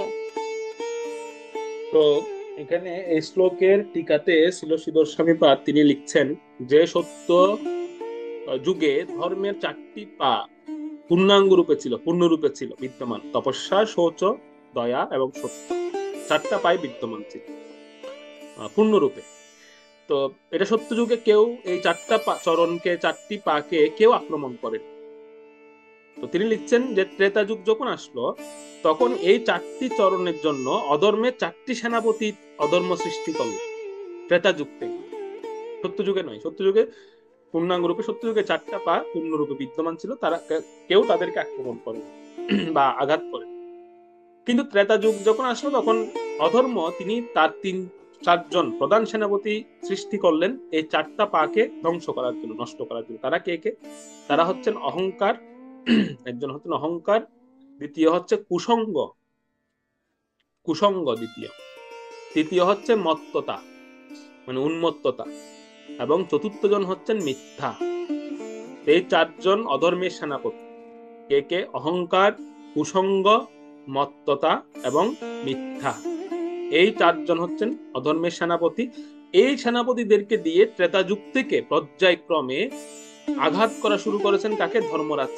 ধর্মরাজের সে 4টি পাক, 4টি স্তম্ভ আঘাত করা শুরু করছে, পর্যায়ক্রমে আঘাত করছেন, প্রতি যুগে যুগে আঘাত করছেন। আর এভাবে আঘাত করতে করতে করতে করতে অবশেষে কলিযুগ যখন শুরু হলো, প্রারম্ভে পরীক্ষিত মহারাজের রাজত্বকালে, ঠিক সেই সময় ধর্মরাজ তিনি তার 3টা পাই বিনষ্ট করে দিয়েছেন। এই 4জন ব্যক্তি 3টা পাই নষ্ট হয়ে গেছে। তপস্যা, শৌচ এবং দয়া, এই 3টা পাই নষ্ট হয়ে গেছে। কেবলমাত্র সত্যরূপী একটা চরণের উপর দাঁড়িয়ে আছেন তিনি, সত্যের উপর দাঁড়িয়ে আছেন। এইটাও চেষ্টা করছেন ধ্বংস করে দেওয়ার জন্য। 4জন মিলে বারবার আঘাত করে যাচ্ছেন এই একটা পায়ের উপর, এই একটা পাও যেন বিনষ্ট করে দেওয়া। সেজন্য মহারাজ পরীক্ষিত মহারাজ তিনি বলছেন যে বিশেষ করে ধর্মরাজকে, যে সত্য যুগ থেকেই তো আপনার উপর আক্রমণ হয়ে আসছে, সত্য যুগের পর ত্রেতা যুগ থেকে আপনার উপর আক্রমণ হয়ে আসছে, পর্যায়ক্রমে আক্রমণ হতে হতে এবার কলিযুগে এসে এই আপনি একটা চরণের উপর দাঁড়িয়ে আছেন, আর সেটাও পর্যায়ক্রমিক ভাবে নষ্ট হচ্ছে। এবং সেই চরণটা হচ্ছে খুব গুরুত্বপূর্ণ একটি চরণ, যেটার উপর তিনি দাঁড়িয়ে আছেন, সত্য। এটা খুব গুরুত্বপূর্ণ একটি চরণ। এটা যদি বিধ্বংস হবে, এটা যেদিন বিধ্বংস হবে, সেদিন আর এই জগতে কোনো কিছুই থাকবে না। অর্থাৎ বর্তমানে কিন্তু এটার উপর আঘাত শুরু হয়ে গেছে। তাৎপর্যের মাঝখানে প্রভুপাদ লিখেছেন খুব সুন্দরভাবে একটা প্রসঙ্গ, যেটা আমার কাছে খুব ভালো লাগে। প্রভুপাদ সেখানে লিখছিলেন, আপনার তাৎপর্যের মাঝখানে গেলে দেখবেন যে কলিযুগের প্রগতির প্রভাবে মানুষ অত্যন্ত অহংকারী, স্ত্রীসঙ্গী এবং নেশার প্রভাবে উন্মত্ত হচ্ছে। কলিযুগের প্রভাবে পথের ভিক্ষুকও তার কানাকড়ির অহংকারে মত্ত। স্ত্রী লোকেরা সর্বদাই পুরুষের চিত্ত আকর্ষণ করার জন্য নানা রকম উৎকট সাজে সজ্জিত। আর মানুষেরা সুরাপান, ধূমপান, চা পান, তামাক সেবন ইত্যাদি নেশার প্রতি অত্যন্ত আসক্ত। এই কথাটা প্রভুপাদ এই জন্য লিখেছেন যে কলিযুগে, আমি আমি একটা ক্লাস সম্ভবত বলেছিলাম এরকম, যে কলিযুগে দেখানোটা সবচেয়ে বেশি হবে, মানে অসত্যটা বেশি হবে, সত্য, কারণ সত্যকে নষ্ট করতে হবে। তো যে যেরকম নয় সে সেরকম দেখানোর চেষ্টা করে। মানে সব সব হচ্ছে দেখানো, অর্থাৎ সত্যটাকে নষ্ট করে দেওয়া। অর্থাৎ আমি ভেতরে কিন্তু যেরকম সেই জিনিসটা উপরে দেখানো, উপরে কিন্তু খুব সুন্দর দেখানো হবে, কিন্তু ভেতরে কিন্তু অন্যরকম। তো এই প্রসঙ্গটা প্রভুপাদ এখানে জন্য বলছেন যে এই ধরনের কার্যগুলো কলিযুগে হবে। এবং সর্বশেষ তিনি বলছেন এই এই প্যারাগ্রাফে, কারণ এবং এবং তাই কোনো মতে সততা, ঘুষ আদান প্রদান এবং স্বজন পোষণ রোধ করা সম্ভব হচ্ছে না। আইন তৈরি করে অথবা পুলিশ পাহারায় মানুষ সমস্ত পাপ প্রবৃত্তি প্রতিহত করতে পারে না। ঠিক আছে, কারণ অনেক দেখবেন অনেকে আইন প্রণয়ন করা হচ্ছে এগুলো এই যে দুর্নীতিগুলো বন্ধ করার জন্য, কিন্তু সেগুলো বন্ধ হবে না, কখনোই বন্ধ হবে না, সেগুলো চলতে থাকবে। কারণ সত্যটাকে আঘাত করা হবে। সত্য যদি নষ্ট করা যায়, অর্থাৎ লাস্ট যে চরণ সেটাকে যদি নষ্ট করে দেওয়া যায়, তাহলে এই যে যে চরণগুলো হারিয়ে গিয়েছিল, যে চরণগুলো অলরেডি ধ্বংস হয়ে গেছে, তপস্যা, শৌচ, দয়া, এগুলো আর বেশি দিন এগুলো আস্তে আস্তে এগুলো একদম পূর্ণরূপে শেষ হয়ে যায়। কিন্তু বলা হচ্ছে যদি সত্য টিকে থাকে, যদি সত্যকে টিকানো যায়, তাহলে বাকি যে 3টা চরণ ক্ষয় হয়ে গিয়েছে, নষ্ট হয়ে গেছে ধর্মরাজের, সেই 3টা চরণ আবার ফিরে আসবে। এখন প্রশ্ন, সেই সত্যকে কিভাবে টিকিয়ে রাখা যায়? প্রভুপাদ তাৎপর্যে সলিউশন দিয়েছেন। প্রভুপাদ বলছেন একটা মহাঔষধ আছে, যে মহাঔষধটা ব্যবহার করলে বা যে মহাঔষধটা গ্রহণ করলে যে 3টা চরণও নষ্ট হয়ে গেছে, বা যে একটা চরণের উপর ধর্ম দাঁড়িয়ে আছেন, সে একটা চরণও সুরক্ষিত হবে এবং বাকি 3টা চরণও ফিরে আসতে পারে এই ওষুধের কারণে। এই ওষুধের এত শক্তি। সেই ওষুধটা হচ্ছে কি? ভাগবতের বাণী প্রচার করা। প্রভুপাদ লিখেছে ভাগবতের কথার বিস্তার করা। ভাগবত কথা তাৎপর্য শেষের অংশে প্রভুপাদ লিখেছেন ভাগবতের বাণী প্রচার। প্রভুপাদের মনোভাব এখানে ফুটে উঠেছে যে আমরা যদি ভাগবতের বাণী বেশি বেশি প্রচার করি, বা ভাগবতের বাণী যদি আমরা ভাগবতের কথার প্রসার করি, তাহলে সত্য তো টিকবেই, সঙ্গে সঙ্গে বাকি 3টা চরণ, যে 3টা চরণ হারিয়েছেন ধর্মরাজ, সে 3টা চরণও ফিরে আসবে। তপস্যা, শৌচ, দয়া, এই ভাগবতের কথার প্রভাবে এগুলো ফিরে আসবে। তো কতটা গুরুত্বপূর্ণ ভাগবত কথা!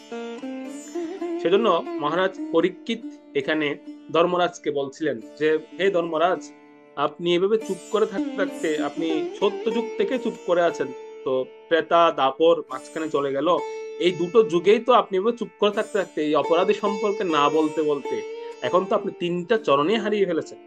আপনার তো চরণই নেই, আর একটা চরণের উপর দাঁড়িয়ে আছেন আপনি, সেটাও অবশিষ্ট রাখছে না, সেটাও ধ্বংস করে দেবে যে কোনো সময় এই কলি। তাহলে আপনি আর কত চুপ করে থাকবেন? সেজন্য আপনি দয়া করে বলুন। বিশেষত এটা হচ্ছে একজন রাজার, ধর্মরাজ রাজার ভূমিকা হচ্ছে এখানে, এবং ধর্ম কিন্তু এখানে কোনো ভুল করছেন না। এটা ধর্মের নৈতিক শিক্ষা। এটা ধর্ম কখনো কাউকে দোষারোপ করেন না, ধর্মের মহানতাই জায়গা। যেমন আমরা দেখতে পাই যীশু খ্রিস্টকে ক্রুশবিদ্ধ করা হয়েছিল, তথাপি তিনি তাদের উদ্দেশ্যে বলছিলেন যে হে প্রভু, তাদেরকে জ্ঞান দাও, তাদেরকে বুদ্ধি দাও। তিনি তাদেরকে অভিসম্পাদ দিচ্ছিলেন না, তাদেরকে শাস্তির জন্য বলছিলেন। ধর্মের মহানতা হচ্ছে এই জায়গায়। ধর্মের মহানতা হচ্ছে যে কেউ যদি তা আমার উপর আঘাত করে, তথাপি তার জন্য তার মঙ্গল কামনা করাই হচ্ছে আমার উচিত। তো ধর্মরাজ তিনি যেটা করছিলেন এখানে, তিনি যে বলছিলেন না, এটা ধর্মের নৈতিক শিক্ষা। কিন্তু আবার পরীক্ষিত মহারাজের মধ্যে উপযুক্ত রাজা, যিনি ক্ষত্রিয় গুণ সমৃদ্ধ রাজা, তার কাজ হচ্ছে কি? তার কাজ হচ্ছে চুপ করে থাকা, তার কাজ হচ্ছে প্রতিকার করা। সেজন্য পরীক্ষিত মহারাজ বলছিলেন যে আপনি চুপ করে থাকতে পারেন, আপনি ধর্মের কাজ সহ্য করা, কিন্তু আমি সহ্য করব, আমি এর দণ্ড দেব। সেজন্য পরীক্ষিত মহারাজ উঠে গেছেন। তিনি ধর্মরাজকে বারবার পরিচিত করছেন, বারবার তিনি জিজ্ঞেস করছেন। তো এখানে কিন্তু দুটো আমরা নৈতিক শিক্ষা পাই। একটা হচ্ছে ধর্মের নৈতিক শিক্ষা হচ্ছে সহ্য করা, কারো সমালোচনা না করা। আর ক্ষত্রিয় রাজা হিসেবে পরীক্ষিত মহারাজের মতো যারা ক্ষত্রিয়, যারা শাসন করেন, যাদের শাসন ভার যাদের হাতে আছে, তাদের উচিত হচ্ছে ধর্মকে সুরক্ষা প্রদান করা। ধর্ম বলবে না, তথাপি ধর্মকে সুরক্ষা দেওয়া, ধর্মের জন্য কঠোর খর্গহস্ত গ্রহণ করা, এটা হচ্ছে রাজাদের কর্তব্য। সেজন্য অনেক সময় দেখবেন অনেক সাধু প্রবৃত্তি ভক্তগণ আছেন যারা নিজের দুঃখের কথা প্রকাশ করেন না, কিন্তু যারা ক্ষত্রিয় প্রকৃতির ভক্ত আছে, যেমন যারা ম্যানেজমেন্ট করেন বা যারা শাসন করেন, তারা কি করেন? তারা এই জিনিসগুলো বোঝার চেষ্টা করেন এবং বুঝে তারা সেটার প্রতিকার করেন। এবং এটা তাদের বোঝা উচিত, এটা তাদের বোঝা উচিত। সেই জন্য এখানে পরীক্ষিত মহারাজ বলছেন যে আপনি চুপ করে থাকতে পারেন, কিন্তু আমি চুপ করে থাকবো না। কারণ আপনার অবশিষ্ট পার্টি ধ্বংস করে দিতে যাচ্ছে তারা, সুতরাং সেটা যেন ধ্বংস না হয়, সেজন্য আমি এটার জন্য উপযুক্ত ব্যবস্থা গ্রহণ করব। তো সেই কথাগুলো বলবেন পরবর্তী 25 নম্বর শ্লোক থেকে, 25 থেকে পরবর্তী 8টি শ্লোক আমরা অধ্যয়ন করব আগামী ক্লাস। হরে কৃষ্ণ কৃষ্ণ কৃষ্ণ হরে হরে, হরে রাম রাম রাম। গ্রন্থরাজ শ্রীমদ্